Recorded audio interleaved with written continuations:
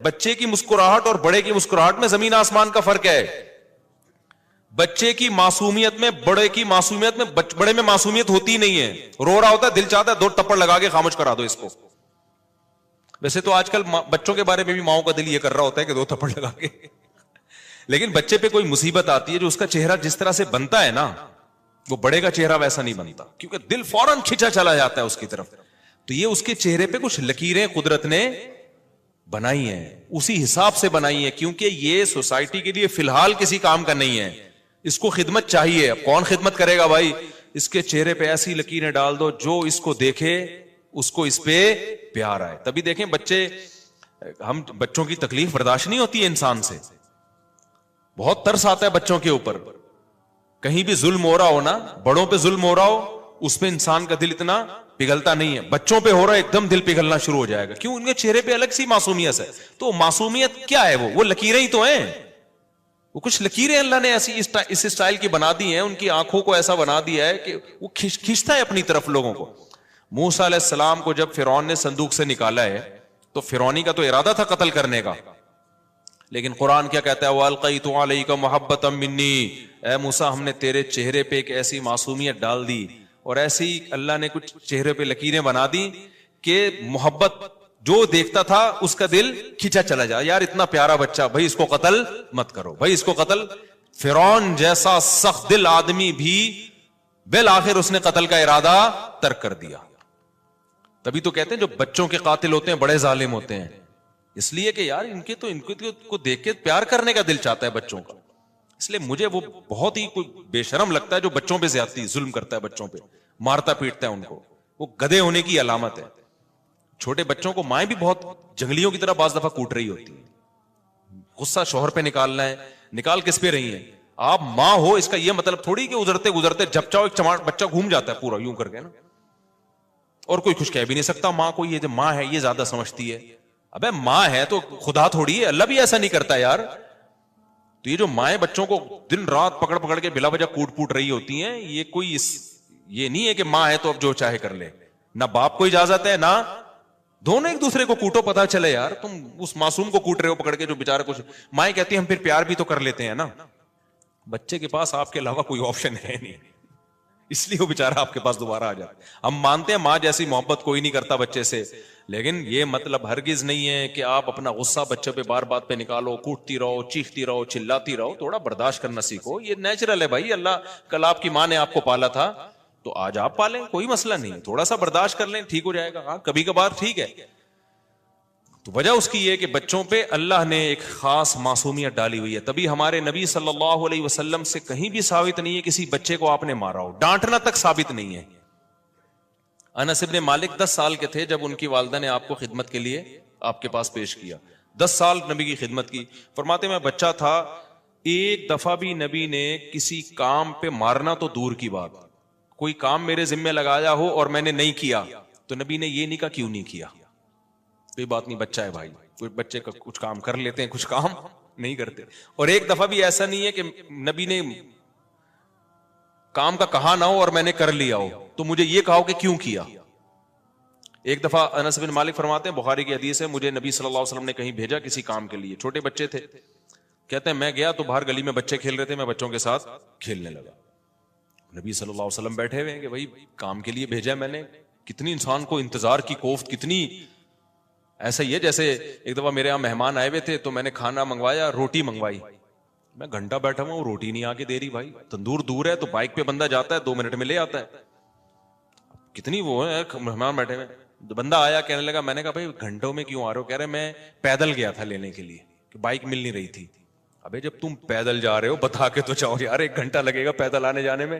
خیر رپورٹس ہیں رپورٹس. تو غصہ آتا ہے نا انسان کو. تو نبی صلی اللہ علیہ وسلم کی زندگی بھی مصروف تھی, آپ بیٹھے ہوئے ہیں. انس بن مالک شارٹ مارکیٹ سے شارٹ.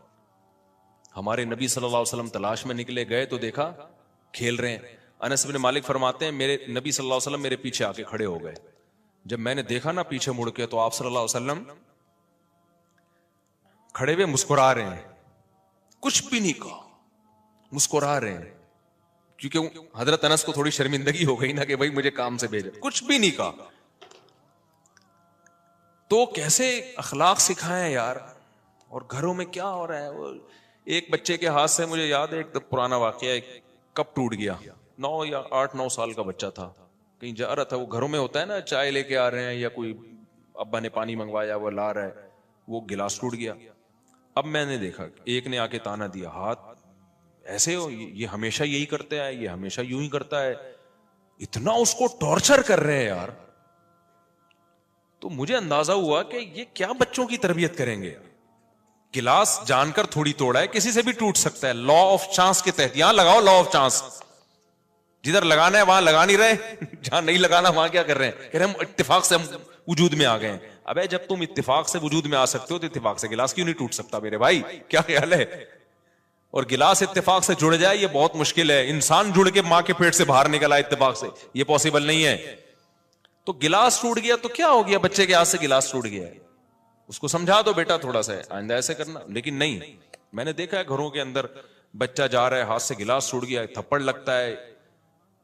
ایسے موقع پہ ڈانٹنا بھی نہیں بنتا ہے, کیونکہ یہ کام کوئی بھی جان بوجھ کے نہیں کرتا. ایسے موقع پہ آپ نے کیا کرنا ہے, او ہو انا للہ و انا الیہ راجعون. اس کے علاوہ اگر اس سے تھوڑا سا بھی آپ کا رسپانس اوپر کا ہوا نا, اس کا مطلب آپ گدھے ہو. آپ کیا ہو, جو کام آپ سے بھی ہو سکتا ہے وہ اس سے ہو گیا. تو یہ تو آپ سے بھی ہو سکتا ہے نا, کہ آپ سے گلاس نہیں ٹوٹے ہوں گے. کتنی دفعہ ہم سے ٹوٹے ہیں گلاس, کتنی دفعہ بہت سے لوگوں سے بہت کچھ ٹوٹ جاتا ہے بھائی. تو ایسے موقع پہ یہ کہنا کہ یار یہ گلاس کیوں توڑ دیا اور یہ اندھا ہے, اور پھر جو جتنا گدھا ہوگا نا پھر اس کا اسٹائل اتنا ہی زیادہ ہوگا. تھوڑا سا گدھا ہے یوں آنکھیں دکھائے گا, یہ تھوڑا سا گدھا. جو نارمل انسان ہوگا نا, میں نہیں کہہ رہا بہت با اخلاق, بدتمیز نہ ہو, تو وہ کیا کرے گا, کچھ بھی نہیں, کوئی رسپانس نہیں, چلو یار یہ ٹوٹ گیا, احتیاط کرنی چاہیے بیٹا بس. جو زیادہ با اخلاق ہوگا وہ تو مسکرا دے گا, وہ کہے گا ابے بھائی. حقیقت ہے بچوں کی حرکتوں پہ ہنسی آتی ہے انسان کو. بچے بڑی فلم ہوتے ہیں, وہ جان کر تھوڑی کچھ کر رہے ہوتے ہیں, کیونکہ ہنسی اس پہ آتی ہے کہ بچہ خود شرمندہ ہو رہا ہوتا ہے, اب ڈانٹ پڑے گی. میں اپنی بات بتاؤں, مجھے تو ہنسی آتی ہے. میرے گھر میں جب بچے اس طرح کی کوئی حرکت ہو جائے نا, کچھ گر گیا یوں ہو گیا, میں کوئی بہت بااخلاق آدمی نہیں, ابھی آپ میرے ساتھ سفر کریں گے تو پتہ چلے گا کہ کون بااخلاق ہے کون بدتمیز ہے. تو لیکن یہ کہ مجھے بچوں کی حرکتوں پہ ہنسی آ جاتی ہے, کیونکہ بچوں کے نا خود ہی ایک شرمندگی سی ہو رہی ہوتی ہے, اس کو ڈر لگ رہا ہوتا ہے کہ پتہ نہیں میں نے کیا کیا ہے. تو ایسے موقع پہ ہنسی آنی چاہیے, غصہ ایسے موقع پہ بالکل بھی نہیں بنتا. اور پھر جو جتنا بڑا گدھا ہوگا, تو میں 2-4 گدھوں کی مثالیں دے دوں تاکہ سامنے آ جائے نا. تو تھوڑا سا گدھا یوں آ کے دکھائے گا ایسے, اس کا مطلب آپ میں گدھے کے تھوڑے سے جراثیم ہیں. آنکھیں دکھانا بنتا نہیں ہے اس میں. آپ کہہ سکتے ہو جب تک ہم تنبیہ نہیں کریں گے تو گلاس پکڑنا کیسے سیکھے گا. تو تنبیہ کے لیے آنکھیں دکھانے کی کیا ضرورت ہے, جان کر تھوڑی کیا اس نے. آپ اس کو بتا دو بیٹا تھوڑا سا دیکھ لیتے ہیں آگے پیچھے. ویسے تو وہ جب ٹوٹے گا نا گلاس, اس کو خود بھی تو کچھ سیکھے گا نا, وہ خود بھی تو کچھ اس وقت اس کو اخلاق سیکھنے کی زیادہ ضرورت ہے. اگر آپ نے ڈانٹنا اور یہ سب چیزیں شروع کر دی تو بد اخلاقی سیکھے گا. جو گلاس توڑنے سے بچنے سے زیادہ سیکھنا ضروری ہے. سمجھ میں نہیں آ رہی میرا خیال ہے بات. دیکھو آپ نے اس کو اخلاق بھی تو سکھانے ہیں نا, تو اخلاق تقریروں سے نہیں سیکھے گا. وہ دیکھے گا کہ مجھ سے گلاس ٹوٹا اور میرے پیرنٹس نے مجھے کچھ بھی نہیں کہا, مسکرا کے چل دی ہے, ٹھیک ہے نا. یہ جو چیز میسج ملے گا نا, اس کو لگے گا کہ ہمارے گھر کا یہ ماحول ہے کہ ہمارے گھر میں ذرا ذرا سی باتوں پہ چیختے چلاتے نہیں ہے, نہ مار دھاڑ کی دھمکیاں دیتے ہیں, نہ دانت توڑنے کی دھمکیاں, نہ زبان قینچی سے کاٹنے کی دھمکیاں. کیونکہ ایسے دھمکیاں آ رہی ہوتی ہیں, تیری زبان پلاس سے نکال دوں گی میں, اور مائیں کہہ رہی ہوتی ہے نا گڑا مار دوں گی میں تجھے. باپ بھی ایسے ہی کر رہا ہوتا ہے, ماں بھی ایسے ہی کر رہی ہوتی ہے. تو یہ جو بدتمیزی سیکھ رہا ہے نا گھر میں, یہ بہت ڈینجرس ہے بھائی. گلاس تو کوئی بات نہیں یار, دوسرا گلاس لے آؤ. تو اپنے اسٹائل سے آپ نے بچے کو اخلاق سکھانے ہوتے ہیں. اگر آپ کا اسٹائل ہی گدھے والا ہے تو کچھ آنکھیں دکھا رہے ہوتے ہیں, کچھ تو تھپڑ لگا دیتے ہیں رکھ کے. یہ تو بہت ہی گندی حرکت ہے یار. آپ نے گلاس توڑنے پر چانٹا لگا دیا, اس سے پتہ ہے کیا ہوگا, جب دوسرا گھر میں چھوٹا کوئی الٹی سیدھی ذرا سی بھی حرکت کی تو یہ بھی چانٹا لگائے گا چپیٹ کے. پھر آپ بولو گے یہ کیا ہے بھائی, تمہارے ہاتھ کیوں چل رہے ہیں, اتنی سی بات پہ تھپڑ کیوں لگایا. تو اس کی سمجھ میں آئے گی یہ بات. اس کے دل میں سافٹ ویئر انسٹال ہو چکے ہیں کہ اس سے کم بات پہ میرے ابا نے 2 تھپڑ لگائے تھے, میں نے تو ابھی کتنے تھپڑ لگائے ہیں, 1 تھپڑ لگائے, اس میں برداشت ختم. تو بدتمیزی والا ماحول گھر میں اسی طرح ہی پیدا ہوتا ہے. تو یہ گلاس ٹوٹ گیا, یہ چھوٹی موٹی حرکتیں, ہم تو اتنے شرارتی تھے یار, اب تو بچے شرارتی ہیں ہی نہیں. ہم تو مسجدوں میں, اللہ معاف فرمائے, زیادہ نہیں بتانا چاہیے, ایسا نہ ہو بچے سیکھ لیں یہ چیزیں. پہلے زمانے کے بچے دیکھو نا, گھنٹیاں بجا بجا کے, وہ بچہ نا یوں گھنٹی بجانے کی کوشش کر رہے, ہاتھ نہیں جا رہا تھا اس کا, ایک انکل آئے, انہوں نے بجا دی. تو انکل نے پھر بچے سے پوچھا اب کیا کرنے, کہہ رہا بھاگو. بچے تو ایسے. میں پھر بھی اس کا قائل نہیں ہوں کہ بچوں کو کسی چیز پہ ڈانٹے ہی نہیں, کچھ چیزوں پہ ڈانٹنا پڑتا ہے. جیسے بڑوں کے ساتھ بدتمیزی کر رہا ہے تو 1-2 دفعہ محبت سے سمجھاؤ, نہیں کر رہا تو پھر سختی سے سمجھاؤ اس کو. بعض چیزوں پہ تو ڈانٹنا بھی, اور اسلام نے پھر مارنے کا بھی حکم دیا بعض چیزوں پہ. تو اتنے براڈ مائنڈڈ نہیں بن جائیں کہ کچھ کہنا ہی نہیں ہے, لیکن کن باتوں پہ کہنا ہے یہ تو پہلے سوچ لو نا. آپ جن باتوں پہ ان کو ڈانٹ رہے, وہ ڈانٹنا بنتا نہیں ہے. فیل ہو جانے پہ بھی نہیں ڈانٹنا بنتا. بچہ فیل ہو گیا اور آپ ڈانٹ رہے ہو, یہ پاس نہیں ہوگا, یہ ذہن میں رکھ لو. اپنی مرضی سے پڑھتا ہے آدمی, گن پوائنٹ پہ پڑھ سکتا ہی نہیں ہے. میرے ماں باپ نے مجھے پڑھانے کی کوشش کی اسکول میں نہیں پڑھ کے دیا. الحمدللہ, اللہ کا کتنا فضل ہو گیا, ٹھیک ہے نا, میں نہیں پڑھ کے دیا. بھائی ہمارے شرارتوں میں دل لگتا تھا, ہمارا دل ہی نہیں لگتا تھا اسکول میں پڑھنے میں. یار شرارتیں, وہ کھڑکی سے بھاگ رہے ہیں, پھر یہاں سے نکل رہے, یہاں سے ٹن مارا, تو وہ نہیں دل جو ذہین بچہ ہوتا ہے نا, اس کا دل ٹکتا ہی نہیں ہے کسی جگہ. اس کو تھوڑا میچور ہونے دو, تو جب اس کو اچھا برا سمجھ میں آئے گا تو وہ جب پڑھائی پہ آ گیا تو ریکارڈ توڑ دے گا وہ. ہم جب مدرسے میں گئے ہیں تو ہم نے صحیح طرح سے پڑھنا, شوق سے گئے تھے نا, پڑھنا شروع کر دیا. پھر بھی میں یہ نہیں کہہ رہا بچوں کو بالکل آزاد چھوڑنے, پڑھے نہیں پڑھے, نہ اسکول بھی بھیجیں, ٹیوشن بھی پڑھائیں, سب کچھ ہے, نگرانی کریں, بس یہ کافی ہے. اس سے زیادہ کہ آپ مکلف نہیں ہے. اب میرے بچے اسکول جا رہے ہیں, لوگ کہتے ہیں آپ نے اپنے بچوں کو عالم کیوں نہیں بنایا, اسکول کیوں بھیجا. میٹرک کے بعد عالم بناتے ہیں, میٹرک سے پہلے کوئی مدرسہ نہیں لیتا. تو میرا ارادہ ہے اچھا عالم بھی اس بچے کو بناؤں گا جس میں دیکھوں گا کہ اپنا بھی شوق ہے یا نہیں ہے. گن پوائنٹ پہ کوئی کسی کو نہیں بنانے کا ارادہ نہیں ہے کہ سر پہ مسلط ہو کے بندوق رکھی ہوئی ہے, تو یہ پڑھے گا, وہ نہیں پڑھے گا. نہیں پڑھ رہا تو کیسے چلاؤ گے آپ. کچھ ہوتے ہیں زبردستی بھی پڑھ لیتے ہیں, لیکن میجورٹی نہیں پڑھ پاتی. محبت سے سمجھاؤں گا, دیکھو اس کے یہ فائدے ہیں. کیونکہ بچے کو عالم بننے میں نا مستقبل نظر نہیں آ رہا ہوتا, اپنا مستقبل اس کو دوسرے کاموں میں نظر آ رہا ہوتا ہے. تو اس میں آپ گن پوائنٹ پہ مسلط کر دو گے, بڑے مسائل ہو جائیں گے. ترغیب سے, محبت سے سمجھا دیا, چلا گیا تو بہت اچھی بات ہے. پھر اگر دل نہیں لگ رہا تو موٹیویٹ کرتے رہیں گے. جیسے میرا بھی دل نہیں لگتا تھا تو ہمارے استاذ ہمیں سمجھاتے تھے, پھر ہم بیٹھ جاتے تھے, چلو یار, پھر دل بھی لگنا شروع ہو گیا. تو ایسے ہے, ان چیزوں میں آپ نے اسکول میں داخل کر دیا. ہاں اب اسکول میں بلا وجہ ٹلے مار رہا ہے, چھٹیاں کر رہا ہے, تو سختی بنتی ہے. بیٹا رات کو جلدی دیکھو, پہلے وجہ کیا ہے, نیند پوری نہیں ہو رہی تو جلدی سلا دو رات کو اس کو. تو اس طرح سے تو سختی کی جائے گی. آگے نمبر آ رہے ہیں نہیں آ رہے, بھائی ہر آدمی کا ایک جیسا ذہن نہیں ہوتا. لیکن بہت سارے لوگ, بڑے بڑے لوگ دنیا میں گزرے ہیں جو پڑھے لکھے بالکل بھی, آپ بڑے بڑے سائنسدانوں کو اٹھا کے دیکھیں گے نا تو اکثر اسکول سے بھاگے ہوئے ہوں گے وہ. اب بچے بھاگنا نہ شروع کر دیں اس چکر میں کہ ہم بڑے سائنسدان بننا چاہتے ہیں. تم چھوٹے بھی نہیں بنو گے, تم پنچر لگانا بھی نہیں سیکھو گے. تو اس لیے پڑھ لو, زیادہ اچھی بات ہے, تمہارا فیوچر بن جائے گا اس سے. تو اس میں بھی فیل ہو گیا بچہ, اس پہ اتنا ذہنی دباؤ یار, اتنی ٹینشن کہ مصیبت میں پڑ جاتا ہے وہ. تو ایسا مت کرو, بچے کو دماغی طور پہ گرو کرنے دو. جتنا خوش ہنسی خوشی زندگی, تھوڑی بہت ٹینشن ہے وہ اخلاق سکھانے والی تو دینی ہے, نماز والی ٹینشن, اور یہ چوریاں چکاریاں نہ شروع کر دے, گالی نہ دینا شروع کر دے. گالی دے رہا ہے سختی کرو اس کے اوپر, بھائی یہ گالی والی نہیں چلے گی. چھوٹے بھائیوں کو بلا وجہ مارتا پیٹتا ہے تو اس کو سماؤ, یا انسان کے فرعون کے بچے مت بنو بھائی. جو تکبر اور یہ سب چیزوں کو تو کنٹرول کرو. باقی چیزوں میں بھائی پڑھ رہا ہے اچھی بات ہے, فیل ہو گیا کوئی بات نہیں, اس کو موٹیویٹ کرو, کوئی بات نہیں بیٹا, کو اگلی دفعہ انشاءاللہ اچھے نمبر آئیں گے. صلو علی الحبیب کہہ دیا کرو. میرے 2 بھانجے ہیں نا, یہ نمبر کم آئے تھے, بلکہ شاید ایک فیل ہو گیا تھا. تو چونکہ وہ ہمارے بہنوئی ہماری ہی دوست ہیں بچپن کے, بیانات ایک ہی شیخ سے ہم بیعت تھے, تو ہم دونوں میں سافٹ ویئر ایک جیسے انسٹال ہوئے ہوئے. تو وہی ہوا, بچے جو فیل ہو گیا تو گھر میں جب اطلاع ملی, بچے تھوڑے سے گھبرا رہے تھے, ہم فیل ہو گئے تو پتہ نہیں کیا ہوگا. انہوں نے کہا کوئی بات نہیں یار, آخرت کے امتحان میں فیل نہیں ہونا بس بیٹا, دنیا میں فیل پاس چلتا رہتا ہے. تو کچھ بھی نہیں ہوا. تو تھوڑے جب سمجھدار ہوئے تو خود ہی عقل آئی, بھائی باتیں ماموں سے ہم 4 شادیوں کی سنتے ہیں, تو فیل ہو کے تو 4 شادیاں نہیں ہو سکتی. تو کچھ کرنا پڑے گا بھائی. خود ہی سمجھ میں آیا. اب ایک این ڈی یونیورسٹی میں انجینئر بن گیا ہے, دوسرا جامعۃ الرشید میں اپنی مرضی سے گیا ہے, عالم بن رہا ہے ماشاءاللہ. تو برے ماحول میں نہیں بیٹھنے دو. خیر آج کھچڑی پک رہی ہے, ٹاپک دائیں میں بہت زیادہ جا رہا ہے. تو میں یہ عرض کر رہا تھا کہ اللہ تعالیٰ نے قرآن مجید میں کیا فرمایا, خلقکم اطوارا, کیسے اللہ نے مختلف طور بطور تم کو پیدا کیا ہے. ایک اسٹیپ سے دوسرا اسٹیپ, پھر تیسرا اسٹیپ, پھر پیدا جب بچہ ہو جاتا ہے تو اس کے چہرے پہ اللہ نے معصومیت ڈال دی. ایسی حرکتیں کر رہا ہوتا ہے, ماں باپ کو پیار آتا ہے اس کے اوپر, وہ ایک انٹرٹینمنٹ کا ایک بہترین ذریعہ بن جاتا ہے. میں نے سنا ہے کہ جہاں فرض ادا کریں وہاں سنت نہیں ہو جاتی ہے. بھائی جہاں چاہو سنت پڑھ لو, بہتر ہے اس جگہ سے تھوڑا سا ہٹ جاؤ. کیا نکاح کے بعد جتنے دن رخصتی میں تاخیر ہو تو کیا ہر دن گناہ ملتا ہے؟ نہیں ملتا بھائی.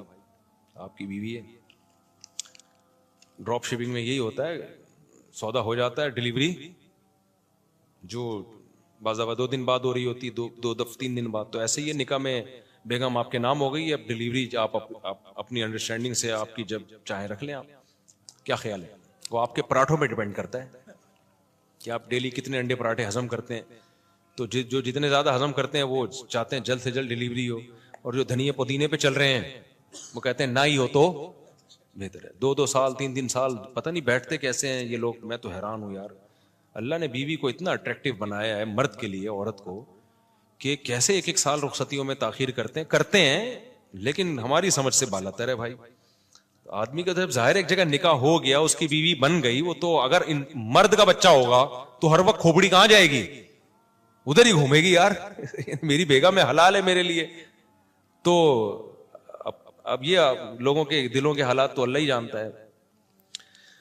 ہائے ہائے ہائے, خوراکیں ٹائٹ کر لو, 4 شادیاں بھی سمجھ میں آ جائیں گی, اسلام بھی سمجھ میں آ جائے گا, اور جلدی رخصتی جو شریعت نے حکم دیا وہ بھی سمجھ میں آ جائے گا. خوراک کٹ کے چھوڑ دو تو سب چیزیں سمجھ میں آ جائیں گی.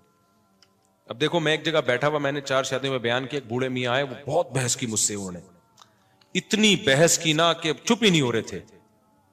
تو ایک اور بوڑھے آئے, انہوں نے کہا بھائی دیکھو اب یہ بوڑھے ہو گئے مفتی صاحب, اب ان کی سمجھ میں نہیں آئے گا, جوان کی سمجھ میں آئے گا. اس لیے بہت سے بوڑھے تو مجھ سے ملتے ہیں, کہتے ہیں مفتی صاحب کاش آپ 20 سال پہلے ہمیں مل جاتے یار, بہت لیٹ ملے ہو آپ. لیکن بہت سے بوڑھے دیکھنے میں بوڑھے لگتے ہیں, حقیقت میں بوڑھے نہیں ہوتے. میں نے واقعہ سنایا تھا نا اپنے استاد شیخ کے اس والد کا, 80 سال میں انہوں نے نکاح کیا, اولاد بھی ہوئی. تو ان کے ریلیٹیو مجھے ملے, مفتی, انہوں نے کہا مفتی صاحب 80 سال میں نہیں 90 سال میں نکاح ہوا تھا.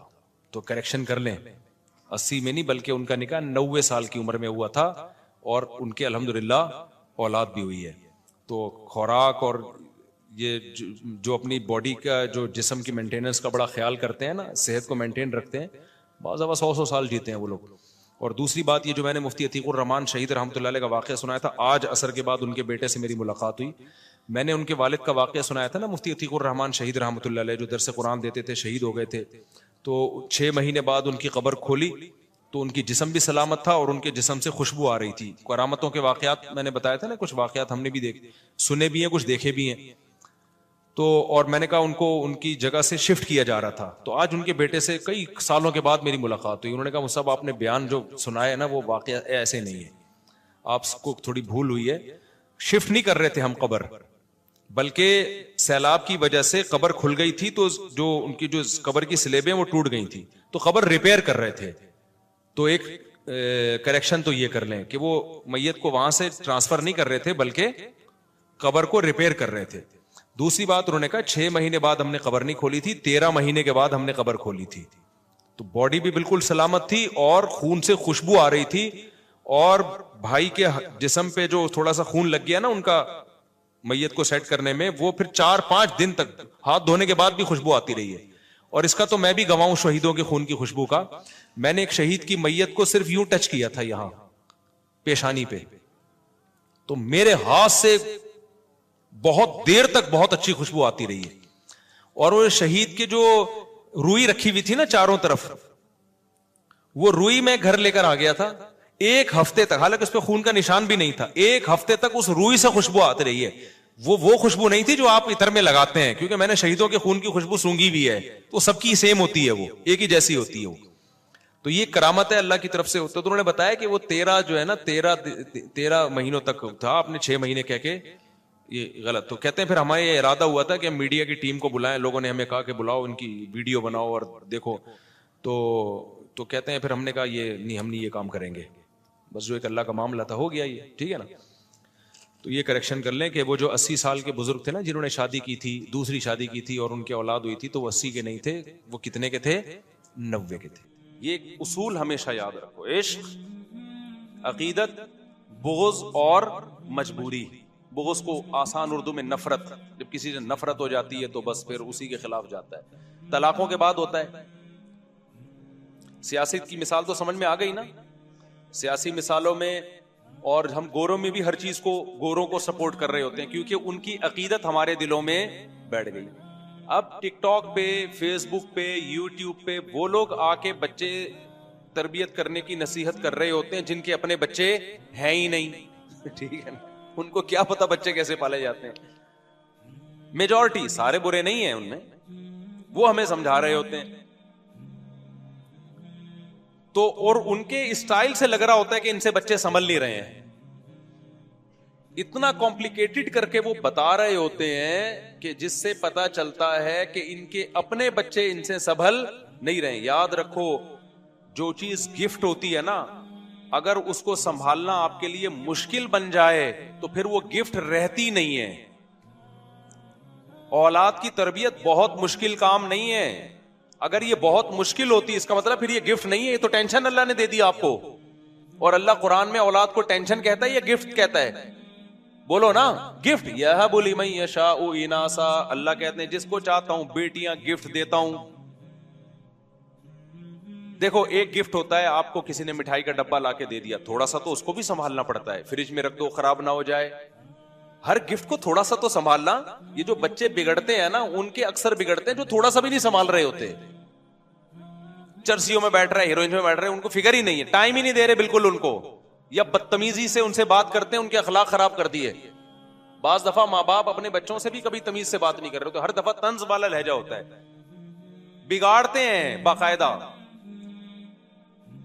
اب مجھے بتاؤ, مٹھائی کا ڈبہ کوئی گفٹ دے کے گیا آپ کو, تو اس کو تھوڑا سا تو سنبھالنا پڑے گا آپ کو. یار فریج میں رکھ دو, ایک ہفتے کے اندر اندر کھا لو, یہی ہوگا نا. اور ذرا ٹائم پہ کھاؤ, ایسا نہ ہو کہ 6 لڈو کھا لیا آپ نے, ایک دم شوگر ہائی ہو گئی, یہ پیٹ خراب ہو گیا, ایک کھا لو, 2 کھا لو. ہر گفٹ کو تھوڑا سا سنبھالنا پڑتا ہے, لیکن بہت زیادہ سنبھالنا پڑ جائے تو وہ گفٹ نہیں رہتا, وہ ٹینشن ہے. مثال کے طور پر مٹھائی کے بجائے کوئی گرنیڈ گفٹ میں دے کے چلا گیا, ڈبہ کھولا تو 6 گرنیڈ ہیں, اس میں پن نکلی ہوئی ہے, اور کہہ رہے یہ ضرورت پڑنے پہ آپ کے کام آئے گا. کبھی دشمن سے مقابلہ ہوا, آپ کہو گے میرے کام بعد میں آئے گا, یہ مجھ پہ پہلے پھٹے گا. فوراً آپ رابطے کر رہے ہو ماہرین گرنیڈیات سے. ابے بھائی یہ پھٹ نہ جائے, کوئی بچہ نہ اٹھا کے پھینک دے, یار کیا کرنا ہے, یہ گفٹ ہے, یہ تو عذاب بنا دیا میرے لیے. مثال کے طور پر اور آسان, ایک صاحب مجھے بکری کا بچہ گفٹ دے کے چلے گئے. بکری کا بچہ تو تھوڑا سا بڑا ہو چکا تھا, موشن لگے ہوئے ہیں اس کو, میں اس کو کھلا رہا ہوں, وہ کیا ہوتی ہے بروف, وہ نہیں ہوتی یار, ابے وہ موشن کی مشہور دوا ہے, نام فلیجل, میں اس کو فلیجل کھلا رہا ہوں, پھر اینٹی بایوٹک کھلا رہا ہوں, اس کے دستی ٹھیک نہیں ہو رہے, پھر 10 ٹھیک ہوئے تو پتا چلا لنگڑا رہا ہے تھوڑا سا. پھر وہ ایک ڈاکٹر کو بلایا, 2-4 دفعہ میں نے کہا بھائی یا تو کسی کو گفٹ دے دے یا اس کو ذبح کر کے کھا جاؤ. میں نے کہا اپنے بچے پالنا اتنی بڑی ٹینشن نہیں جتنا یہ, اس بیچارے کی نیت نہیں تھی ایسی, وہ تو ہمارے پاس ہو سکتا ہے آ کے بیمار ہو گیا ہو یا پہلے سے بیمار ہو, واللہ عالم. لیکن اس گفٹ کو جو اب میں اس کے لیے نا موٹیویشنل اسپیکرز کو سن رہا ہوں کہ ایکچولی بچوں بکری کے کیسے, میں یوٹیوب پہ سرچ بھی کر رہا تھا کہ بکری کے بچے کو موشن لگے تو کیا کرنا ہے. تو میں پھر ماہر ڈاکٹرز وہاں سے آئے ہیں, ان سے میں گائیڈنس لے رہا ہوں کہ جی یہ بچے میں بیماری ہو جائے تو کیسے. اس کا مطلب بھائی یہ بچہ گفٹ نہیں ہے, یہ عذاب جان ہے, یہ کسی نے اپنی ٹینشن آپ کو پہنائی ہے.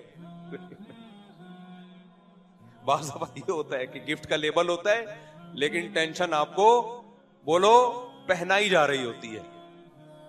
کہ یار مفتی صاحب کو شوق ہے یہ بسم اللہ ہی اللہ اکبر پڑھ کے, تو اللہ تعالیٰ نے اولاد کو گفٹ قرار دیا ہے. کیا قرار دیا ہے؟ اس کی تربیت کوئی بہت راکٹ سائنس کی ضرورت نہیں ہے, ورنہ یہ گفٹ نہیں ہے, یہ عذاب جان ہے. تبھی تو ان لوگوں نے راکٹ سائنس رکھا ہوا ہے اس کی تربیت میں نا, تبھی ان کے دو ہوتے ہیں, 2-3 کہ بہت مشکل کام ہے, اس کو بہت زیادہ مشکل ہے, تبھی اولاد کو بوجھ بھی سمجھتے ہیں. ایسا بالکل بھی نہیں ہے. چند چیزیں ہیں بچے کی تربیت میں, وہ کر لو, پھر غالب یہی ہے کہ انشاءاللہ نیک بچہ بنے گا. پھر بھی بگڑ جائے تو وہ تو 100% تو بھائی گارنٹی کسی کی بھی نہیں ہوتی. نوح علیہ السلام کا بچہ بھی تو بگڑ گیا تھا نا.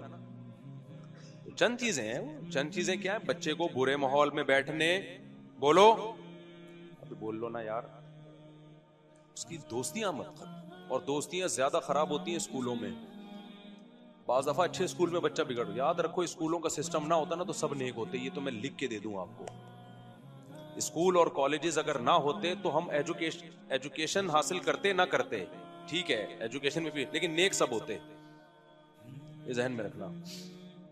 ہمارے اسکولنگ سسٹم اور کالج اور یونیورسٹیوں کا جو سسٹم چل رہا ہے نا, وہ سسٹم نہیں ہے, وہ سسٹم ہے.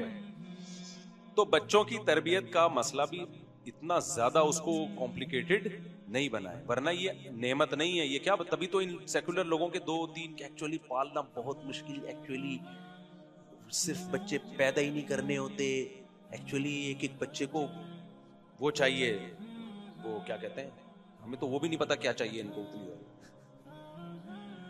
ہر بچے کو آپ کی جو ہے نا توجہ چاہیے, توجہ, پھر اتنی فل توجہ دے کے بھی وہ عجیب سا ممی ڈیڈی سا بن رہا ہوتا ہے. وہ توجہ چاہیے, ہم بھی مانتے ہیں, لیکن اس کی توجہ چاہیے. پتہ ہے جتنی ماں باپ کی توجہ چاہیے اتنی ہی بہن بھائیوں کی توجہ چاہیے اس کو, جو کثرت سے ہوں کھیلنے کودنے کے لیے. بچے کو اگر بہن بھائی نہیں ملیں گے, وہ گلی محلے کے بچوں کے ساتھ کھیل کے سدھرے گا نہیں, بلکہ بگڑے گا, وہ بگڑے گا. بہن بھائیوں میں اللہ نے یہ جذبہ رکھا ہے, خود جتنے بگڑے ہوئے ہوں کبھی بھی نہیں چاہیں گے کہ ہمارے بہن بھائی بھی خراب ہو جائیں. دوستوں میں اللہ نے یہ جذبہ رکھا ہے, اگر ایک چرس پیتا ہے وہ چاہے گا میرا دوست بھی چرس پیے, یہ فرق ہے. اور بچے کو بچے تو چاہیے لازمی, ورنہ وہ مینٹلی گروتھ نہیں کر پائے گا. اگر آپ اس کو بہن بھائی نہیں دیں گے آپس میں کھیل کود کے لیے, تو وہ کہاں دوستیاں لگائے گا؟ وہ محلے پڑوسوں میں دوستیاں لگائے گا. وہ کزن بھی خراب کرتے ہیں, ان میں بھی وہ بات نہیں ہوتی جو سگے بہن بھائیوں میں ہوتی ہے. بعض دفعہ ہومو سیکسولیٹی میں کزن کی وجہ سے لڑکا مبتلا ہو جاتا ہے. کزن خراب کرتا ہے اپنے کزن کو, کیونکہ محرم رشتہ نہیں ہے. سمجھتے ہو کہ نہیں سمجھتے؟ پھر بھی کزن باہر سے بہرحال بہتر ہوتے ہیں. کزن میرج کیوں جائز ہے؟ اس لیے کہ نامحرم ہے وہ. خود لڑکی اگر ہے تو اس کو بھی تو اپنے کزن سے بچانا ہوتا ہے. بعض دفعہ وہ اس کو غلط استعمال کر سکتا ہے. سب سے مقدس رشتہ ہے لڑکے اور بچے اور بچی کے لیے اس کے بہن بھائی, وہی آپ نے شارٹ کر دیے. تو کیا بچے کو بچے کی ضرورت ختم کر دو گے آپ, اس کی فطرت چینج کر دو گے؟ نہ نہ نہ, بچہ اس فطرت کو لے کے آیا ہے کہ اس کو بچے چاہیے, وہ نیچر ختم نہیں کر سکتے آپ. بہن بھائی آپ نے کنٹرول کر کے 2 کر دی, 1 کر دیا, تو نتیجہ کیا نکلے گا؟ وہ اپنی پیاس کہاں سے بجھائے گا؟ اڑوس پڑوس کے لونڈے لپاڑوں سے. جن میں ایک بھی خراب ہوگا تو آپ کے بچے کو خراب کرنے کی بولو کوشش کرے گا وہ. اور آگے جو سائیڈ افیکٹ ہیں بڑھاپا میں, جو بربادیاں, نہ بہویں ہوں گی, نہ داماد ہوں گے, نہ خاندانی برباد, تو آپ تنہائیاں تنہائیاں تنہائیاں. بچے مارتے پیٹتے بھی ہیں ایک دوسرے کو, وہ بھی ٹھیک ہے ان کے لیے, برداشت پیدا ہوتی ہے. اکلوتے کو تو آپ ساری اس کی چاہتیں پوری کرو گے آپ, تو لاڑ پیار میں بگڑے گا وہ بھائی. دیکھو فوج کو تیار کیا جاتا ہے بارڈر پہ لڑنے کے لیے, تو فوجیوں کا ممی ڈیڈی بنایا جاتا ہے یا ٹھڈے مارے جاتے ہیں؟ اس سے میں نہیں کہہ رہا کہ اپنے بچوں کو ٹھڈے مارو آپ, کیونکہ آپ کو بارڈر پہ لڑنے کے لیے تھوڑی تیار کر رہے ہو ان کو. لیکن دنیا میں کیا ہمیشہ اس کو پھول ملیں گے؟ کانٹے اس کی زندگی میں کبھی نہیں آئیں گے. تو ان کانٹوں کے لیے کیا ٹریننگ کی ہے آپ نے؟ کیا دنیا میں کوئی ایسا شخص جس کی ساری چاہتیں پوری ہو رہی ہوں؟ بولو نا. کہیں چاہتیں پوری ہوتی ہیں, کہیں کیا کرنا پڑتا ہے. تو چاہتیں ساری پوری تھوڑی ہوں گی, زندگی میں مسائل بھی آئیں گے. اس مسائل سے نمٹنے کے لیے آپ نے اس کو کیا ٹریننگ دی ہے؟ وہ بچپن سے ٹریننگ ہوتی ہے. جب بہن بھائی ایک دوسرے کو کوٹتے ہیں, شکایتیں لگاتے ہیں, شکایتی ٹٹو بنتے ہیں. آپ کو پتا ہے کہ میں تو تجربے کار ہوں یار, آپ اپنے بڑے بچے کو نماز پڑھا, ہو سکتا ہے سستی کرے, نہیں پڑھے گا. وہ چھوٹے کو ڈانٹ رہا ہوگا, ابو یہ نماز نہیں پڑھ رہا. اس سے اس کے ذہن میں یہ بات آتی ہے کہ نماز نہ پڑھنا برا عمل ہے, کل میں بھی یہ کام نہیں کروں گا تو میں بھی برا ہوں. یہ جذبہ اللہ نے رکھا ہے. میں آج اگر ممبر پہ بیٹھا ہوں نا, تو میرے بڑے بھائی بہنوں کا بہت دخل ہے اس میں. نہ ہوتے تو میں نہیں, کچھ بھی نہیں بن پاتا, میں کچھ بھی نہیں ہوتا میں. تو لیکن چونکہ ہم عقیدت میں اندھے ہو گئے ہیں گورے کی, میں نے بتایا تھا نا, اندھا پن, عقیدت میں اندھا ہو جانا. عقیدت انسان کو کیا کر دیتی ہے؟ اندھا. تو اب اندھے ہو گئے ہیں, تو اب تربیت کہاں سے لے رہے ہیں ہم؟ انگریزوں سے, جن کے اپنے بچے ہی نہیں ہیں, اور جو ہوتے ہیں وہ ابا کو اولڈ ہاؤس میں جمع کراتے ہیں. وہ تمہاری خاک تربیت کرے. اس کا مطلب تم وہ تربیتی پروگرام بچوں پہ فٹ کر رہے ہو کہ کل تمہارا بچہ تمہیں اولڈ ہاؤس میں جمع کرائے گا.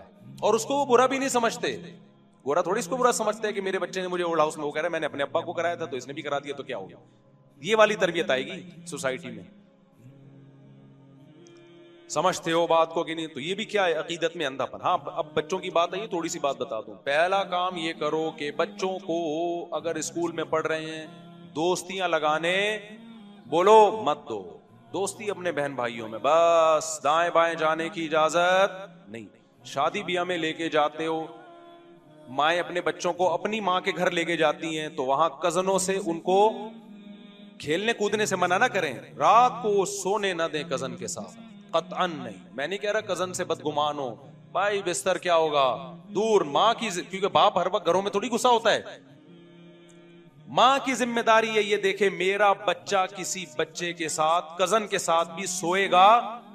بولو نا, نہ نہیں سوئے گا. ہاتھ کا مذاق نہیں ہوگا, دور. اور اگر دیکھ رہی ہے کہ کوئی کزن گالیاں دے رہا ہے, پھر بھائی دوستی ختم. تو دور رکھیں, اپنی نگرانی میں رکھیں بچوں کو. ایک کام تو یہ کرنا ہے. مولانا شیخ الحدیث مولانا زکریا رحمۃ اللہ علیہ فرماتے تھے کہ میرا بچہ نماز میں اگر شیخ الحدیث کہتے ہیں کہ میرے والد صاحب میری نگرانی کرتے تھے, میں نماز میں اگر کسی شخص کے ساتھ کھڑا ہوں, ظہر کی نماز میں, عصر میں بھی اگر اسی کے ساتھ کھڑا ہوا مل گیا, تو ابا پوچھتے تھے یہ تمہارا کیا لگتا ہے؟ کہ ظہر میں بھی اس کے ساتھ تھے اور عصر میں بھی اس کے ساتھ, یہ کیا لگتا ہے؟ تو بچوں کے لیے دوستیاں کیا ہیں؟ بولو خطرناک. اور یہ جب تک نہیں روک سکو گے جب تک اپنے بہن بھائی زیادہ نہ ہو, ورنہ وہ تنہائی کا شکار ہو جائے گا. دوسرا کام آپ نے کیا کرنا ہے, بچوں سے بات ہمیشہ تمیز سے کیا کرو. بدتمیزی والا لہجہ اختیار, بولو نا. بچوں کو آپ اخلاق سکھانا چاہتے ہو تو بد اخلاقی سے بات چیت بچوں کے اخلاق کو خراب کر دیتی ہے. بعض دفعہ باپ کا یہ اسٹائل ہوتا ہے, بعض دفعہ ماں کا یہ اسٹائل ہوتا ہے, اندھا ہے نظر نہیں آ رہا. ماں نے کوئی چیز منگوائی نا, بیٹا کنگھا لے کے آؤ, اب وہ نہیں مل رہا اس کو, یہ پڑا ہوا ہے, اندھا ہے, نظر نہیں آ رہا. تو آپ بھلے اس کو مولانا طارق جمیل صاحب کے 2-2 گھنٹے کے اخلاق پہ بیانات سناؤ, بچے کے اخلاق ٹھیک ہونے والے, بولو وہ سیکھ ہی یہی رہا ہے گھر سے. اندھا ہے, ابے بھائی یہ کیا اسٹائل ہے بات کرنے کا؟ اللہ کا شکر ہے مجھے نہیں یاد پڑتا میں نے اپنے بچوں میں سے کبھی کسی سے اس اسٹائل میں بات کی ہو. اندھا ہے, نظر نہیں آ رہا, عجیب سا جملہ ہے یار, تم کیا اخلاق سکھا رہے ہو؟ عزت سے بات کرو, تمیز سے بات کرو. بیٹا یہ رکھا ہوا دیکھ لیا کرو یار, تھوڑا ہمارا بھی ٹائم بچاؤ, اپنا بھی ٹائم بچاؤ. اس اسٹائل میں بات کرنے میں آپ کو کیا تکلیف ہو رہی ہے؟ پہلی بات آپ نے خود بھی اسٹائل کہیں سے سیکھو. نہیں یاری بات میرا خیال ہے ہر وقت طنز, ہر وقت آنے, یہ کسی کام کا نہیں ہے, یہ کچھ بھی نہیں کر سکتا, یہ کر رہے ہوتے ہیں ماں باپ. وہ کہتے ہیں میں یہ کہہ ہی نہیں سکتا کچھ. اس کو اس پہ فخر محسوس ہونا, اس ذلت تھوڑے دن تک محسوس ہوتی ہے, اس کے بعد محسوس ہونا ختم. اس کو آرام محبت دو یار. ہاں اس میں ایک لمٹ ہونی چاہیے. لاڈ پیار میں ایسا نہ ہو کہ لمٹ کو کراس کرنا شروع کر دے. تبھی حدیث میں آتا ہے لا ترفع عنہم عصاک، لاٹھی گھر میں لٹکنی چاہیے، روب بھی ہو. بیٹا اصل تو یہی ہے، کائنڈلی بیٹا یہ لے آئیے، پانی لے آئیے، تھوڑا خدمت بھی لو ان سے. گدھا نہیں بنا کے رکھو لیکن ان سے خدمت. گھر میں بیٹھے ہوئے ہو، اپنے بچوں سے بولو بیٹا پانی لے کر آؤ. اتنا زیادہ ان کو رسپیکٹ دینا کہ اپنا باپ بنا کے رکھ لینا. اس سے بچہ کیا ہوگا؟ بگڑے گا. تمیز، الفاظ تمیز کیوں؟ بیٹا ذرا پانی لے آؤ، ابے پانی لاؤ، یہ اسٹائل ہوتا ہے. لے تو پھر بھی آئے گا، خدمت کا جذبہ بھی پیدا ہوگا، اخلاق کی ایسی کی تیسی، بغاوت پیدا ہوگی اس میں. بیٹا جاؤ پانی لے کر آؤ، شاباش. ایسے شاباش کا لفظ بول دو آخر میں، کائنڈلی لگا دو. ڈیفنس والے کائنڈلی لگائیں، ہم لوگ شاباش لگاتے ہیں چونکہ ابھی پرانے لوگ ہیں. تو سمجھتے ہو کہ نہیں سمجھتے؟ اور اس سے خدمت لو، یہ تو فرض ہے. ماں کو چاہیے باپ کی خدمت لے، باپ کو چاہیے بچوں سے کس کی خدمت لے؟ ماں کی. ماں کھانا پکا رہی ہے، باپ کو چاہیے بیٹی کو بولے بیٹا تمہاری ماں کب سے گھنٹے سے کچن میں کھڑی ہوئی ہے، تمہارا فرض بنتا ہے. ہو الٹا رہا ہے، صحیح ہے نا؟ جب باپ خدمت لیتا ہے اولاد سے تو ماں بولتی ہے ابھی تو آ کے اسکول سے بیٹھے ہیں، تھکے ہوئے ہیں، آپ نے بھی ان کو بس ہر وقت. تو اس سے بچے کے دل میں باپ کے خلاف بغاوت کے جذبات پیدا ہوتے ہیں. سمجھتے ہو کہ نہیں سمجھتے ہو؟ خیر اب یہ ٹاپک بڑا لمبا ہے، ابھی میں کیا کس سے لے کے بیٹھ گیا. ابھی تو میں جو اصل ٹاپک ہے اس کو سمیٹتا ہوں. تو مطلب کہ راکٹ سائنس نہیں ہے، چند چیزوں کا خیال کرنا پڑتا ہے. پھر بھی بگڑ جائے تو بگڑنے دو، ایسی کی تیسی. کیا کریں اب؟ یہی تھوڑی کہ پورا دماغ اسی پہ خرچ کر دیں. اس لیے میں کہتا ہوں اتنے بچے پیدا کرو، 2-4 اسپیئر میں بگڑنے کے لیے بھی رکھو. ہاں ایک ہی دو ہی بچے ہی ہو گئے، پوری تربیت کے بعد بھی بعض دفعہ بگڑ جاتا ہے. ایک دو ہی، ایک ہی انڈا وہ بھی گندا، تو تمہارا تو مستقبل برباد ہو گیا. اتنے ہو 2-4 بگڑ بھی گئے تو افورڈ کر سکو ان کو. سارے پھر بھی نہیں سدھرتے، اللہ کرے سدھریں سارے ہی سب کے. لیکن بعض دفعہ ہوتا ہے ایک آدھ آڑا ترچا نکل آتا ہے، وہ نہیں سیدھا ہوتا. تو اتنے ہوں دوسرے کے، چلو یار ایک بگڑ بھی گیا تو چلے گا. خیر وما اموالکم ولا اولادکم باللتی تقربکم عندنا زلفا. پچھلے رکوع کے آخر میں یہ بات گزری تھی کہ مشرکین کے پاس جب دلائل سے جواب نہیں تھا تو تانے دینے پہ آتے اور اوٹ پٹانگ باتیں کرتے. ان میں ایک بات یہ کہ ہم اس قرآن پر سوال ہی پیدا نہیں ہوتا کہ ہم ایمان لے کر آئیں گے، آپ مایوس ہو جائیں ہم سے، آپ جتنا مرضی سمجھا لیں. پھر یہ بھی کہتے تھے ہمیں اللہ نے اتنی دولت اور اتنا مال دیا ہے. یہ ان مشرکین کی بات ہے جو یعنی آخرت کو مانتے تھے. کہتے ہمیں اتنی دولت اتنا مال اللہ نے دیا ہے تو ہمیں عذاب نہیں ہو سکتا، یہ ہو نہیں سکتا کہ ہمیں عذاب ہو جائے کیونکہ اللہ ہم سے خوش ہے، یہ اس کی علامت ہے. اور اتراتے بھی تھے اس دولت پر. اس کا اللہ نے کیا جواب دیا تھا پچھلے رکوع کے آخر میں کہ بھائی اللہ جس کو چاہتا ہے روزی دے دیتا ہے، یہ تو اللہ کا نظام ہے، اس کا تمہارے محبوب ہونے سے یا تمہارے جو ہے وہ قابل ہونے سے اس کا تعلق نہیں ہے، یہ تو اللہ کی دین ہے.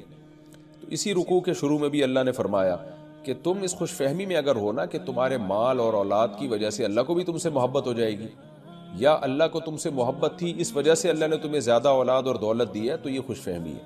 کیوں؟ وما اموالکم، نہیں ہے تمہارے اموال، ولا اولادکم، اور نہ تمہاری اولاد، باللتی، اس قابل ہے، ایسی ہے کہ تقربکم عندنا زلفا، کہ وہ تمہیں ہمارا قرب عطا کر دے. قرب کے اعتبار سے یعنی قرب کے درجات کے اعتبار سے تمہیں مزید ہمارا قرب عطا کر دے اور تمہارا درجہ بلند ہو جائے. تو ایسا نہیں ہے. الا من آمنا، ہاں قرب اس شخص کو ملے گا جو ایمان لائے، وعمل صالحا، اور نیک اعمال کرے. تو اصل میں قرب کا مدار دولت اور اولاد پر نہیں ہے بلکہ نیک عمل پر ہے. یہاں ہو سکتا ہے کسی کو اشکال ہو کہ حدیث میں تو بڑی ترغیب ہے کہ اولاد کی کثرت کرو. تو ظاہر ہے جب اولاد کی کثرت ہوگی تو انسان اللہ کا زیادہ محبوب بنے گا. تو خوب سمجھ لیں اولاد کی کثرت ایک تو اس بیس پر ہوتی ہے کہ آپ اللہ کے حکم کو فالو کرتے ہیں، تو اس بیس پر تو کثرت سے اولاد اگر آپ کے ہے تو یہ تو اللہ کے حکم کو آپ نے پورا کیا ہے، کیونکہ نسل روکنے کو شریعت نے پسند نہیں کیا. تزوج الودود الولود، ایسی عورت سے نکاح کرو جو تمہیں کثرت سے اولاد دے. تو اگر اس اولاد کی کثرت کی بیس اچھی ہے، نیت اچھی ہے آپ کی کہ توحید پرست دنیا میں زیادہ ہوں اور اللہ تعالیٰ خوش ہوتا ہے کہ اہل اسلام کی اولاد بڑھے، اس بیس پر اگر ہے پھر تو اس پر آپ کو اجر بھی ملے گا، اور یہ اولاد قیامت کے دن آپ کی شفاعت کا ذریعہ بھی بنے گی اور صدقہ جاریہ بھی بنے گی. لیکن اگر یہ بیس نہیں ہے، بلکہ بیس وہ ہے جو غیر مسلموں کی بیس تھی، وہ بیس یہ تھی کہ بھئی یہ اولاد جو ہے دنیا میں ہمارے کام آئے گی، جنگوں میں لڑے گی، اور اس سے ان کو کوئی غرض نہیں تھی کہ یہ اللہ کی اطاعت کرے، فرما بردار بنے یا نہ بنے، بھلے بت پرست بنے، مشرک بنے، اس سے کوئی غرض نہیں تھی. تو اس کا مطلب یہ ہوا کہ اولاد برائے اولاد پھر کوئی نعمت نہیں ہے، بلکہ ہو سکتا ہے وہ تو عذاب کا ذریعہ بن جائے. بالکل اس کی مثال ایسے جیسے قرآن نے یہاں کہا نا تمہارے اموال بھی اس قابل نہیں ہے جو تمہیں ہمارا قرب عطا کر دیں، لیکن دوسری طرف حدیثوں میں آتا ہے کہ جو اس نیت سے تجارت کرتا ہے کہ لوگوں کے سامنے بھیک نہ مانگے تو قیامت کے دن وہ تو پیغمبروں کے ساتھ ہوگا. تو اس سے بھی یہ پتہ چلتا ہے کہ مال برائے مال کوئی نعمت کی چیز نہیں ہے. ہاں وہ مال جس میں آپ یہ چاہتے ہو کہ بھیک سے بچو اور رشتہ داروں پہ خرچ کرو اور اللہ کی نعمتوں سے لطف اندوز ہو تاکہ آپ کو اللہ کی نعمتوں کا شکر ادا کرنے کا موقع ملے، آپ دل جمی کے ساتھ عبادت کر سکو، آپ اپنے ملک اور قوم کو ترقی دے سکو، یہ جذبہ اگر اچھا ہوگا تو پھر تو مال واقعی اللہ کی بہت بڑی نعمت ہے. تو یہاں وہ مال جو مال برائے مال ہو اور وہ اولاد جو اولاد برائے اولاد ہو، جیسے کہ مشرکین کا گمان تھا، اس میں اللہ کہتے ہیں کہ یہ کوئی ایسی چیز نہیں ہے کہ تمہیں ہمارا قرب دے دے، یہ تو اللہ نافرمانوں کو، قارون فرعون کو بھی اللہ نے بہت کچھ دی تھی یہ چیزیں. الا من آمن وعمل صالحا، تو اصل یہ کہ ایمان لائے اور نیک اعمال کرے. تو نیک اعمال کی بیس پہ اگر کوئی پیسہ زیادہ کما لیتا ہے اور نیک عمل کی بنیاد پہ اگر کوئی اولاد کی کثرت کا متلاشی ہے تو پھر اس پہ بہرحال اجر ملے گا، کیونکہ اصل چیز نیک عمل ہے اور آپ کی نیت ہے. فَأُولَٰئِكَ لَهُمْ جَزَاءُ الضِّعْفِ، تو جو نیک عمل کریں گے اور ایمان لائیں گے ان کے لیے پھر تھوڑا بدلہ نہیں بلکہ بہت زیادہ بدلہ ہے. یعنی ایک کی کم از کم 10 گنا تو اللہ دے گا زیادہ، ایک نیکی کا 10 گنا. وَهُمْ فِي الْغُرُفَاتِ آمِنُونَ، اور وہ جنت کے بالا خانوں میں امن سے ہوں گے.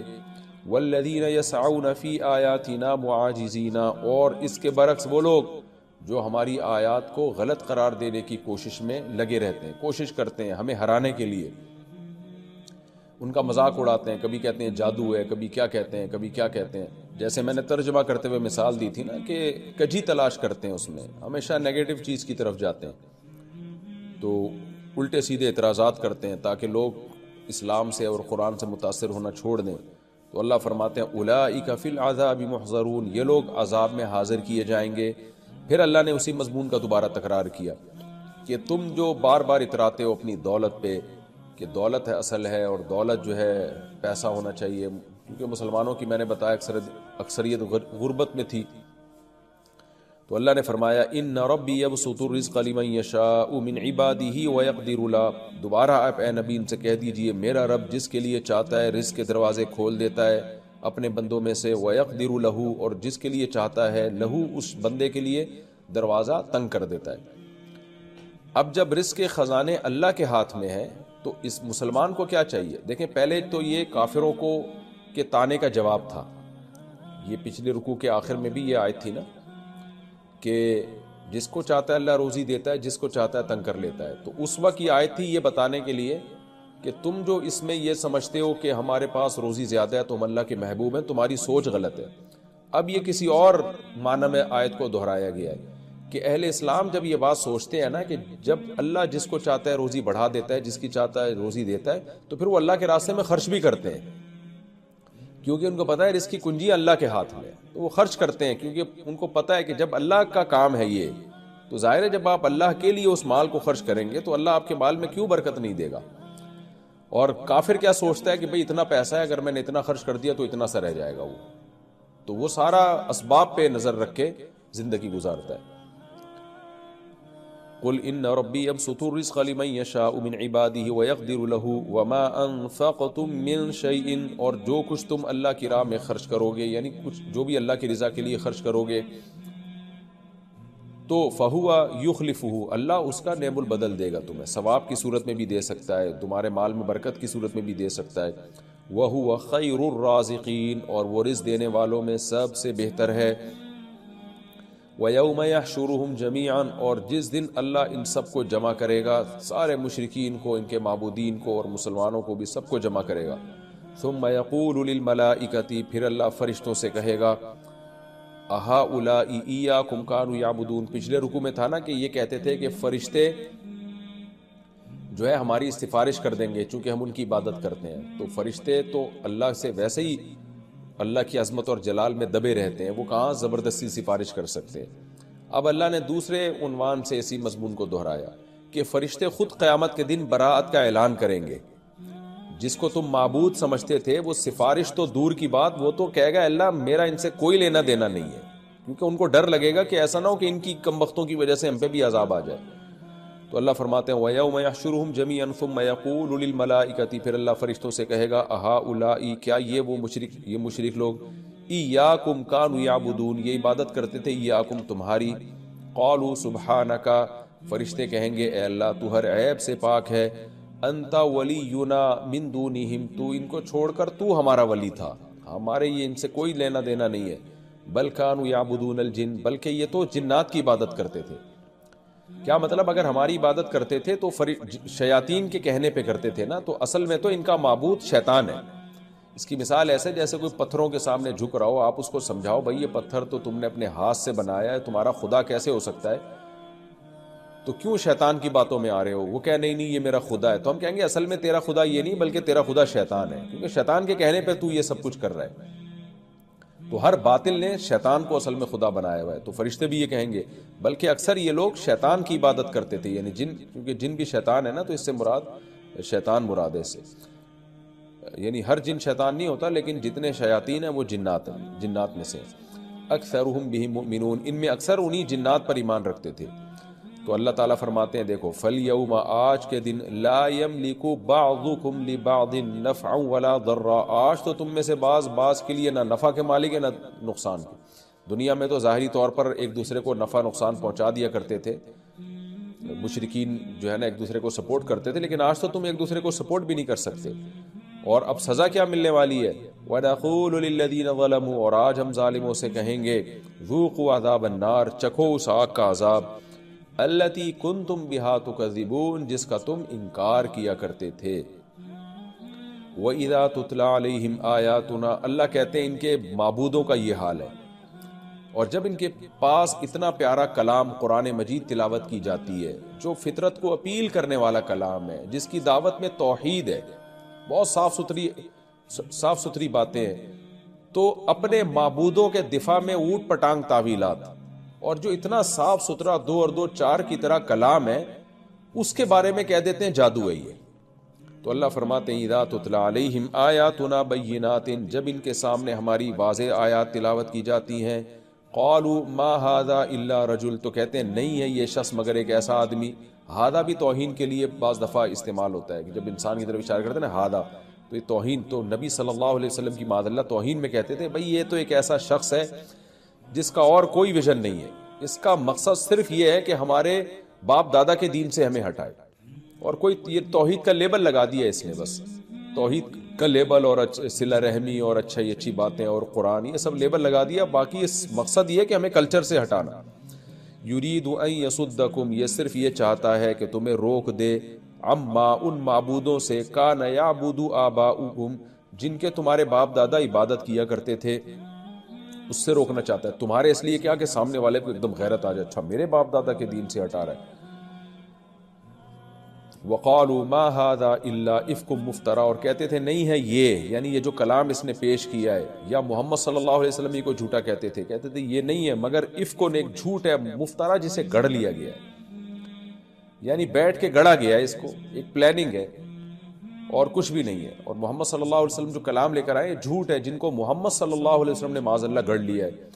وقال الذين كفروا للحق لما جاءهم، اور کہا کافروں نے حق کے لیے جب حق ان کے پاس آ گیا. نہ آیا ہوتا تو سمجھنے میں دشواری ہوتی ہے، لیکن جب آ جائے پھر تو 2 اور 2 4 کی طرح پتہ چل جاتا ہے نا حق کیا باطل کیا ہے. تو اللہ کہتے ہیں جب ان کے پاس حق آ پہنچا تو اب کیا کہنے لگے، ان ھذا الا سحر مبین، نہیں ہے مگر ایک کھلا ہوا جادو. کبھی کہتے تھے جھوٹ ہے، کبھی کہتے تھے کہ یہ جو ہے وہ سیاست ہے، اصل میں تو ہمارے باپ دادا کے دین کو ختم کرنا چاہتے ہیں. اور کبھی جب کچھ سمجھ میں نہیں آتا کہتے ہیں جادو ہے. تو جادو ہے اور کھلا ہوا جادو، یعنی اس میں کوئی دو رائے نہیں ہو سکتی اس کے جادو ہونے میں. یعنی جھوٹ مشرکین بولتے تھے پوری ڈٹائی کے ساتھ.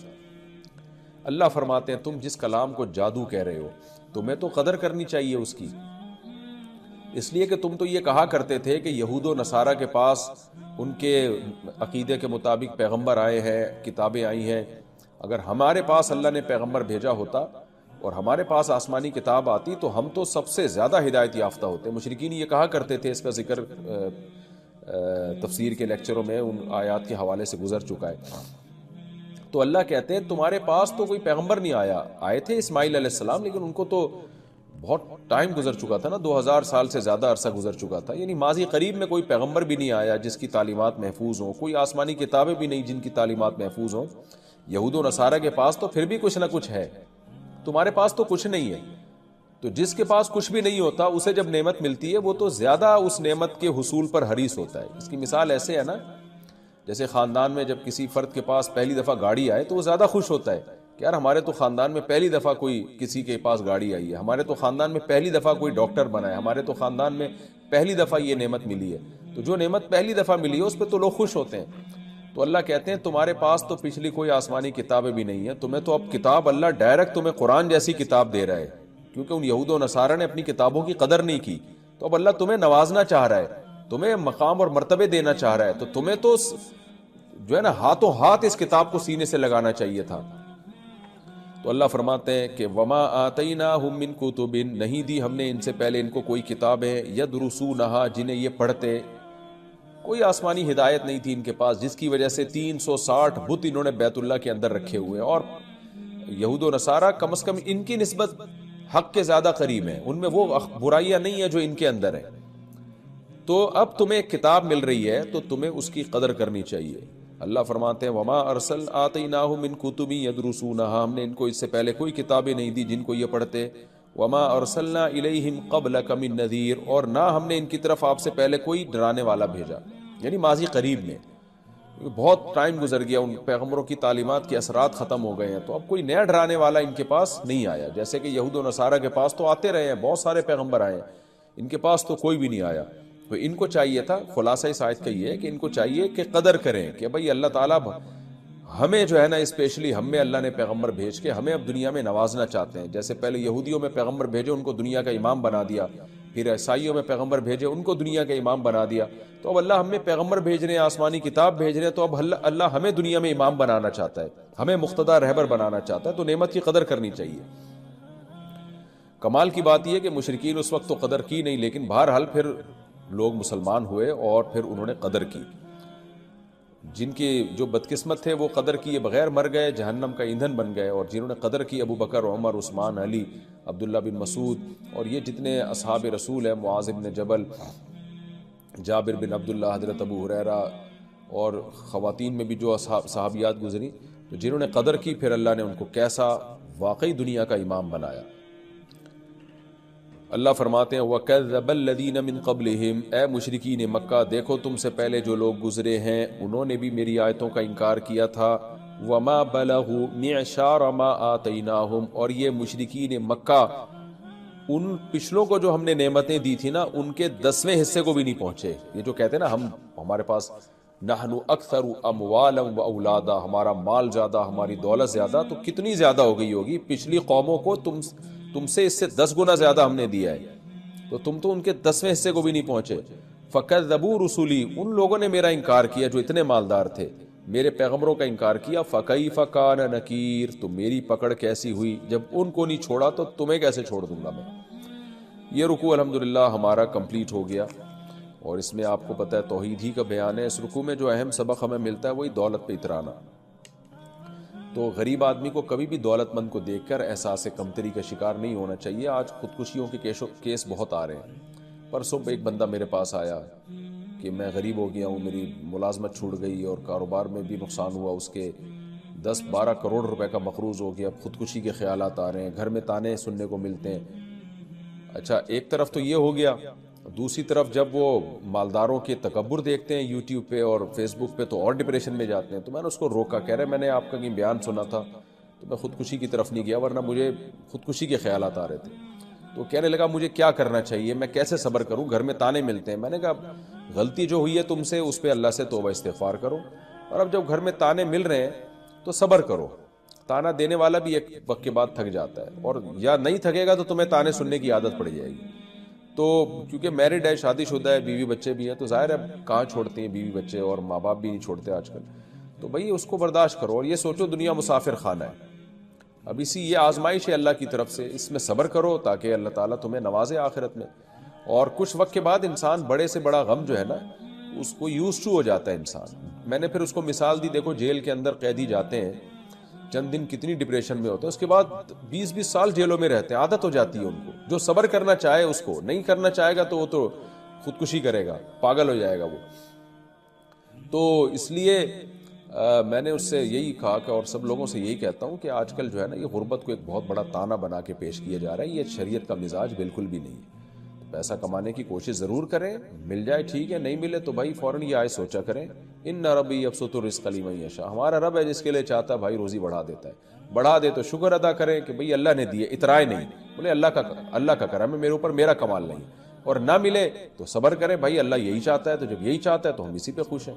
ہمارے نبی صلی اللہ علیہ وسلم مسکنت میں زندگی گزار دی اور دعا بھی مانگی, اللہ تو نے مسکینوں میں ہی رکھنا. یہ آپ نے دعا مانگی ہے, صحیح حدیث سے یہ بات ثابت ہے. صاحب کیا نافرمان اولاد کی توبہ اللہ قبول کرتا ہے, یا اس کے لیے ماں باپ سے معافی مانگنا ضروری ہے؟ بعض صورتوں میں ماں باپ سے معافی مانگنا ضروری ہے, بعض صورتوں میں معافی مانگے بغیر بس توبہ کر لو. کبھی کوئی بہت بڑی غلطی ہو جائے تو معافی مانگ لے.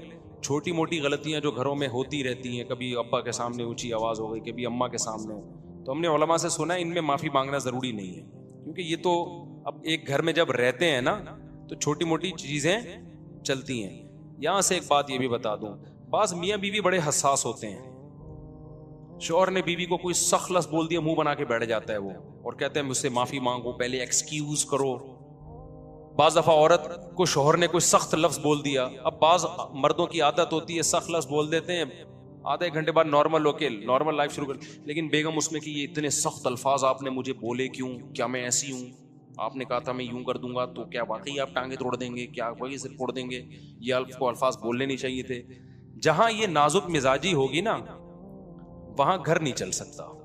اتنا نیک بننے کی ضرورت نہیں ہے کہ آپ کو کسی نے سخت لفظ بول دیے. میرے پاس کیس آتے رہتے ہیں, بیگم بولتی ہے میرے میاں نے مجھے یوں بولا. میں نے کہا بول کے پھر کیا کیا اس نے؟ تھوڑی دیر میں سیٹ ہو گیا نا, دوبارہ تو نہیں بول رہا, کہ نہیں بولا کیوں.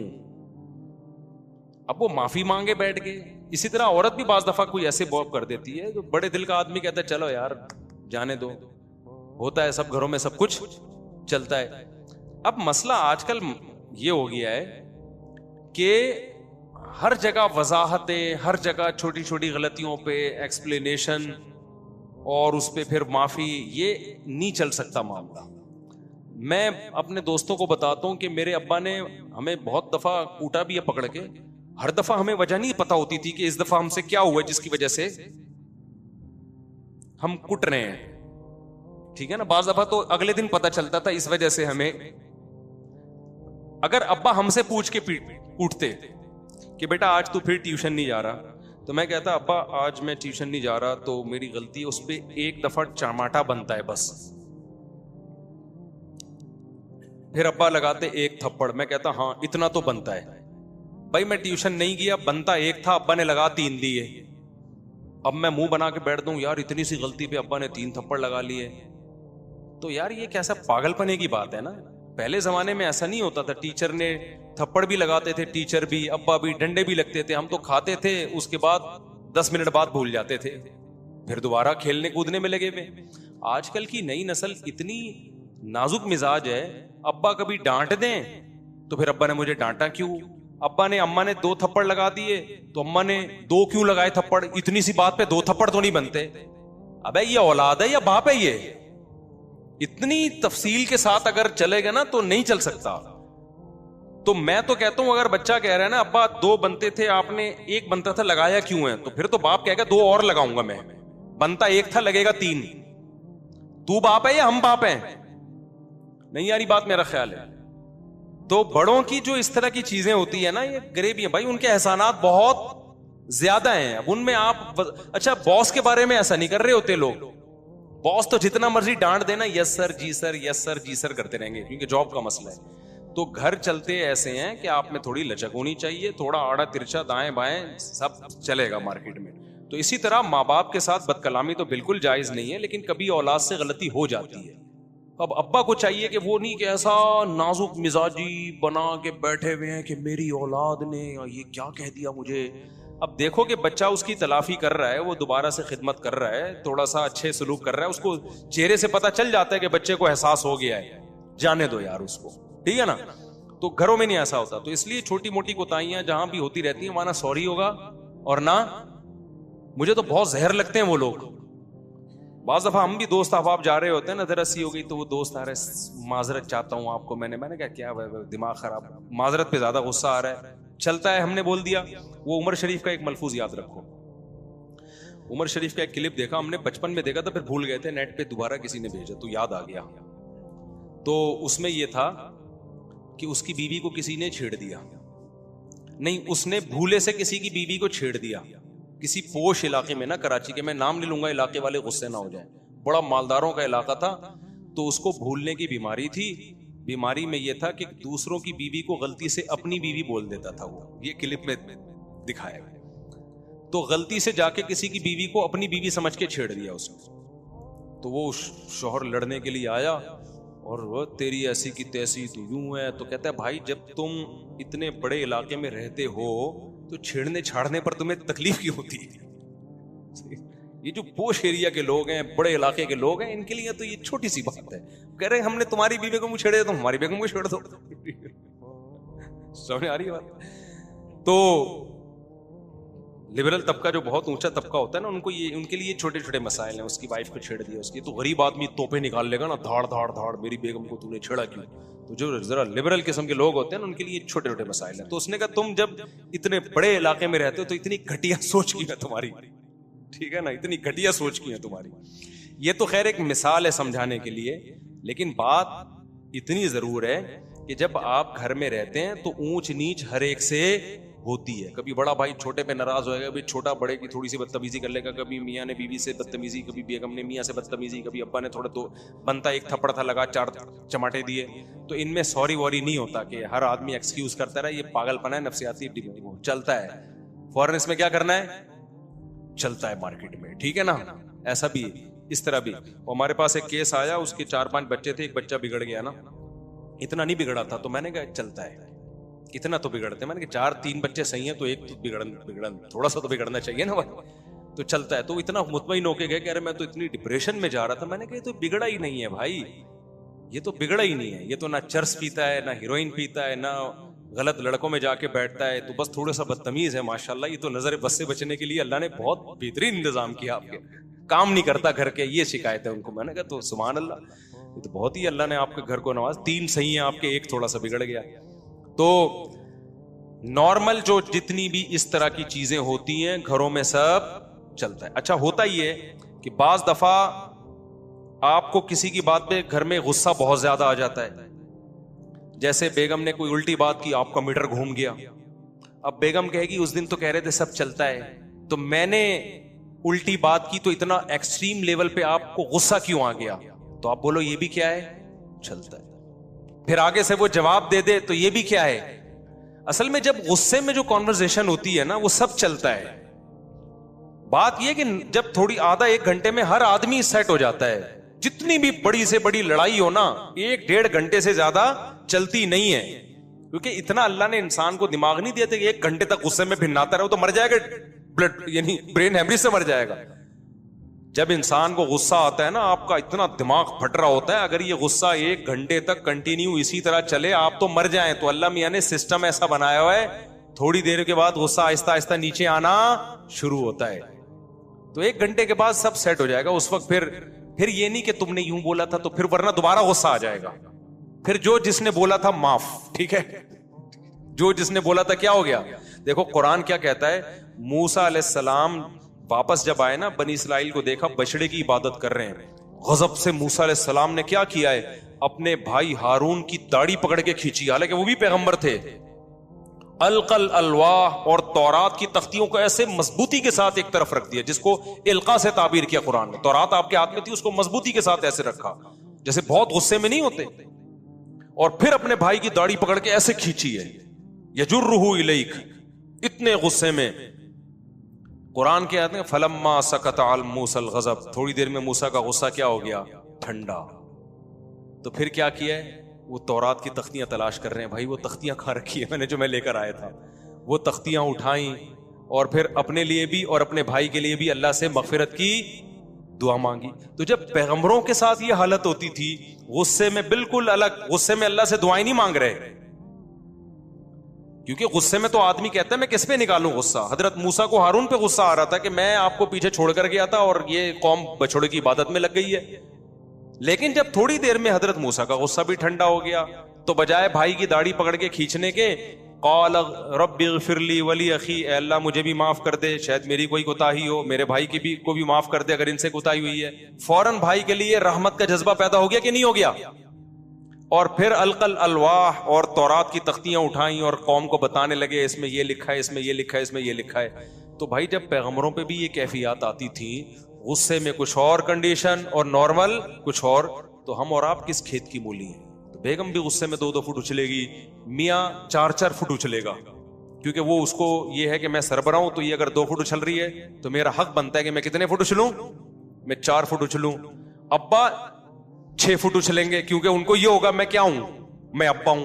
اور کم از کم 1-1 انچ اولاد بھی اچھلتی ہے, اگرچہ وہ اولاد ہے لیکن ہے تو انسان نا, غصہ اس کو بھی آئے گا تو کبھی 2 فٹ نہیں تو کم از کم 1 انچ وہ بھی اچھلے گی. اسی اچھل کود میں ہنسی خوشی زندگی گزرے گی. لیکن آدھا گھنٹے بعد 1 گھنٹے بعد سب اچھلنا کودنا بند کر دیتے ہیں, نارمل اپنی اپنی جگہوں پہ بیٹھ جاتے ہیں. اب اس کا حل گھروں میں یہ ہے کہ اب یہ نہیں کہ کس کی غلطی تھی, کس نے کیا کہا, جانے دو, ٹھیک ہے نا. اور کبھی بہت زیادہ اہم بات ہو تو پھر الگ سے بٹھا کے نصیحت کر لو بچوں کو. بہت کوئی اہم بات ہو تو پھر الگ سے بٹھا کے گھر والوں کو, آئندہ بھائی ایسا ہم کریں گے تاکہ یہ دوبارہ نہ ہو. ہوگا پھر بھی دوبارہ, یہ پھر بھی دوبارہ ہوگا. اسی طرح زندگی گزرے گی, مر جاؤ گے. 100% کہیں بھی ایسا نہیں ہوتا کہ سارے محبت سے ہی رہتے ہیں. اب تبلیغی جماعت پہ ہم نے دیکھا ہے سال کی جماعتیں نکلتی ہیں نا, اس میں بعض دفعہ آپس میں اختلاف شروع ہو جاتے ہیں, اور مدرسوں میں ہو جاتے ہیں, اسکولوں میں ہو جاتے ہیں, یونیورسٹیوں میں ہو جاتے ہیں, ہر جگہ ہو جاتے ہیں. سفر میں آپ 4-6 آدمی جگری دوست ہوں, نکلیں 3 دن 4 دن 1 ہفتہ 10 دن محبت سے, 11ویں دن آپ دیکھو بڑا شروع, وہ اس کی بات دل پہ لے کے بیٹھ گیا, اس نے مجھے یہ کیوں بول دیا, وہ اس کی بات دل. یہ ہوتا ہے, یہ انسان کی نیچر ہے. تو اس میں حل یہی ہے کہ بس جانے دو. نافرمان توبہ ایسا کر کے رات کا کھانا نہ کھائیں تو کیا وہ جلدی بوڑھا ہوگا, بتا دیا میں نے رات کا کھانا نہیں کھاؤ, تھوڑا سا بس 7 بجے سے پہلے تھوڑا بہت کھا کے سو جاؤ. باقی میں بھی اس پہ عمل نہیں کرتا, بس باتیں کرنے پہ. ٹھیک ہے یار, نیند ہی نہیں آتی رات کا کھانا نہیں کھاؤ تو. میرے خالو اقبال بخاری دل کے اسپتال میں داخل ہیں, ان کی صحت کے لیے دعا فرمائے. دل سے دعا ہے جی, اللہ تعالیٰ سے عطا فرمائے. یہ دیکھو جو دل کا بیماری ہے نا, ڈاکٹروں سے سنا ہے 15 سال آپ بد پرہیزی کرتے ہو تب جا کے آپ کا ہارٹ خراب ہوتا ہے.